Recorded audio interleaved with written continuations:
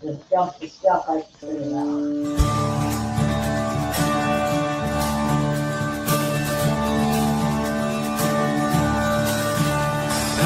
Buried beneath my shame. Who could carry that kind of weight? It was my doom till I met you.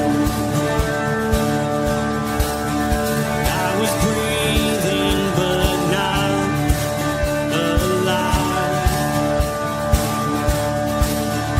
All my failures I tried to hide. It was my doom till I met you. You called my name and I ran out of that grave, out of the darkness into your glorious day. You called my name and I ran out of that grave, out of the darkness into your glorious day.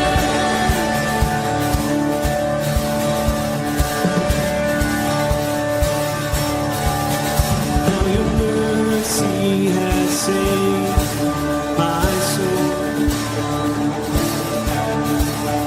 And freedom is all that I know.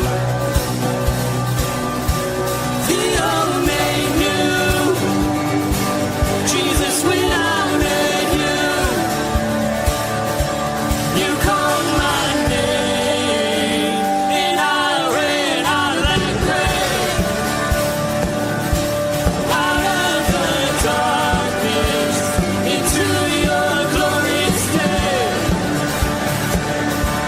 You called my name and I ran out of that grave, out of the darkness into your glorious day.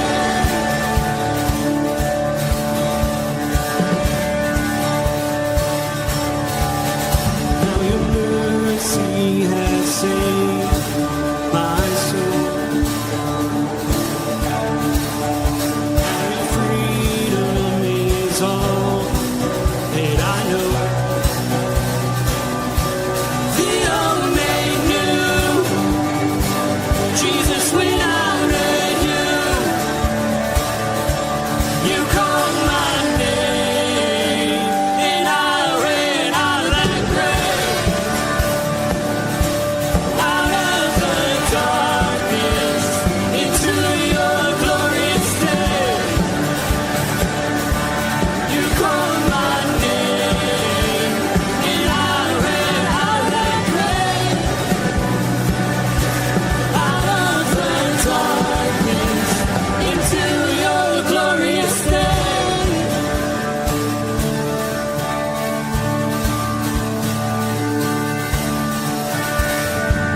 I needed rescue, my sin was heavy, but chains break at the weight of your glory. I needed shelter, I was an orphan, now you call me a citizen of heaven. When I was broken, you were my healing, now your love is the air that I'm breathing. I have a future, my eyes are open, 'cause when you call my name, I ran out of that grave, out of the darkness into your glorious day.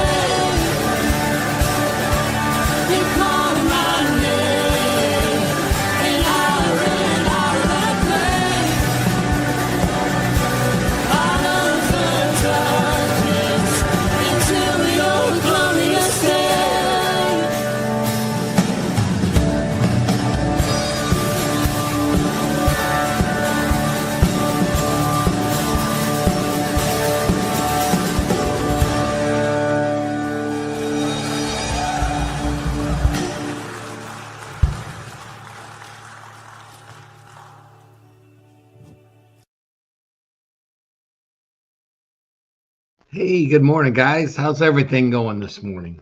I was looking and there's like no comments. I'm like, what's going on? But there's like 8 people on here, 11 people now. So it's it's going. It just kind of scared me for a minute.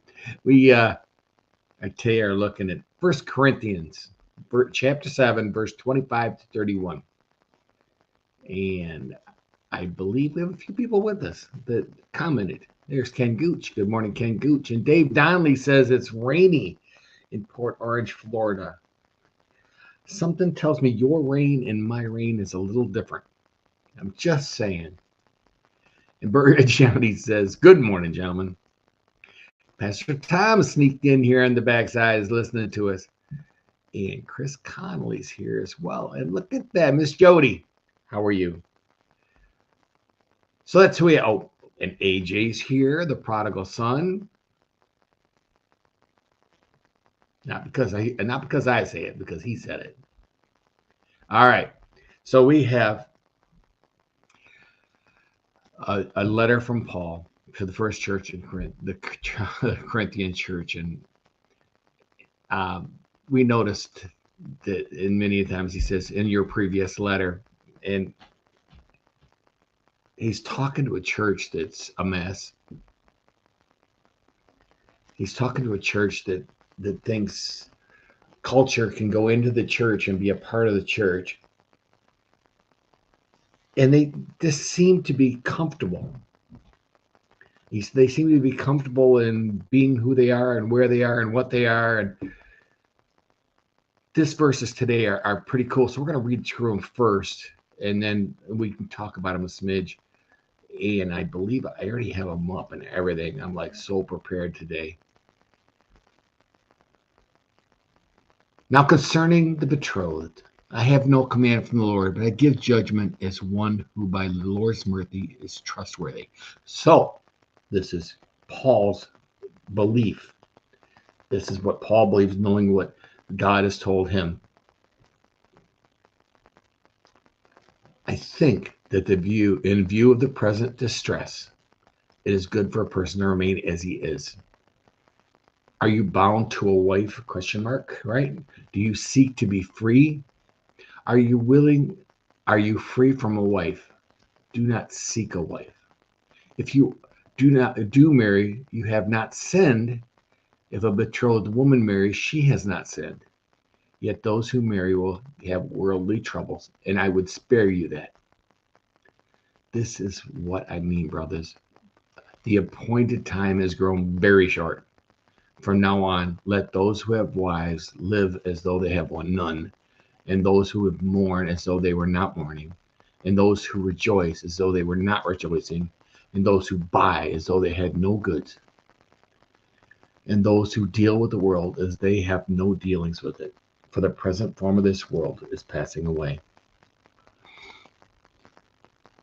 So many of the disciples, Paul included, felt that the second coming was imminent, right? It was coming quick. It was going to happen. In his early letters and some of the later letters, he started to say that there were certain things that were going to have to happen before that could come true. Paul's speaking to the church right now, and he's giving them this urgent plea that they got to be ready. He's offering up his wisdom in these few short verses, trying to get the church back in line, the people back in line. Their understanding of scriptures, are weak at this point. They're a new church, relatively new. It's not like they got thousands of years of history, but they're in a culture that allows a lot of things that fly in the face of what we believe. He's trying to tell them marriage isn't a sin, but there's a bigger thing at hand right now, and he wants us to live like one whose time is short.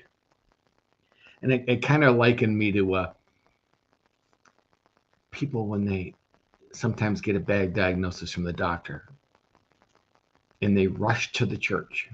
They rush to get prayer. They rush to connect with God. knowing they don't have much time left. And that's what Paul's kind of asking us to do. He's kind of telling us and these people in the first church that you need to get straight with God now. And I thought to myself, this really doesn't, in our point of view, it's been 2,000 years now. So was there really a hurry? And then I thought about scripture stories. Like, could you imagine Jesus walking up to Peter on the seaside and saying, Peter, come with me, follow me. And Peter goes, I'm good today, but I'll be free on Thursday next week. He didn't do that, right? He dropped everything. He changed his entire life. He didn't give any excuses. I look at the story of Abraham and I ask, God, how long did Abraham wait for a son? So long that he got impatient and tried to do it his way. How long did he wait? And then as soon as he gets a son, God tells him he needs to sacrifice him. You imagine the heart of Abraham. Everything in his life has always been for God. He rushed off to a new land because God told him to. Everything he did. And now he's finally got this long-awaited son that he had asked for and prayed for and wanted so badly. And now he's being asked to sacrifice him. And what does he do? He takes all the steps that God asked him to take. And then God spared the son. But the thing was, he didn't wait. He didn't push it back. He didn't say, not now, God, we'll get to it later. Zacchaeus is another example. We used him yesterday as well, where here's a guy that is living his best life. He's rich. He's not loved. Everybody hates him where he lives, but he's for that culture, he's very wealthy. And his encounter with Jesus made him drop everything, change the way he lived, give him his money away. He found something more valuable than his valuables. I think that'd be a great way to put it. And I thought to myself, but none of them fly in this verse as much as the parable of the rich fool.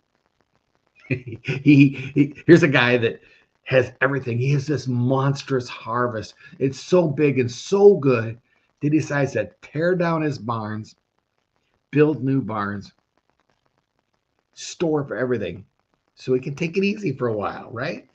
He can cruise. I'm good. Nothing's bad. God interrupts that plan. He says, you fool, this night your life will be taken from you.